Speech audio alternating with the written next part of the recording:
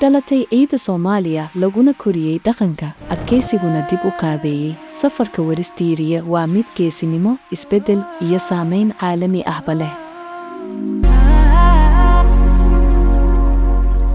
Waris Diiriye waxay dhalatay sanadkii 1965 waxayna ka dhalatay qoys Soomaaliyeed oo reer guuraa ah.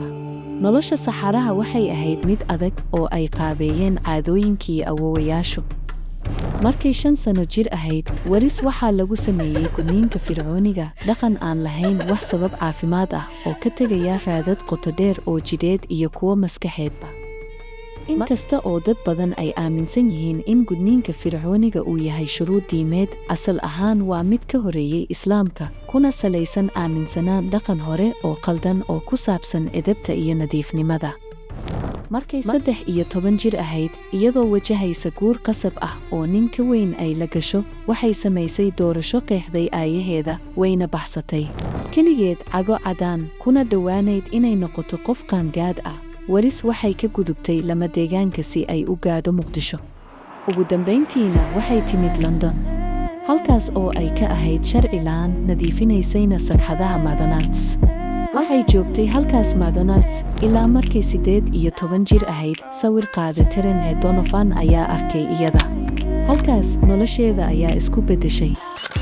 Waris Diiriye waxay noqotay xidig caalami ah, iyadoo ka soo muuqanaysay wargeysyada sida Vogue, Elle, iyo sidoo kale bandhigyada labiska lagu soo bandhigo ee caalamka oo dhan. Laakiin daldalaalka dabadiisa waxay xambaarsanayd xaqiiqo xanuun badan, mid aanay mar dambe qarin karin. Sanadkii 1997, Waris waxay dunida u soo bandhigtay sheekadeeda. Isla sanadkaas waxay soo saartay ubaxii lama deegaanka, xusuus qor ay malaayiin gaadhi doonto, isla markaana jebin doonta 10 sano oo aamusnaan ah. Markii dunidu dhegaysanaysay, Waris waxaa loo magacaabay danjiraha gaarka ah ee Qaramada Midoobay u qaabilsan edibtirka gudniinka fircooniga ah.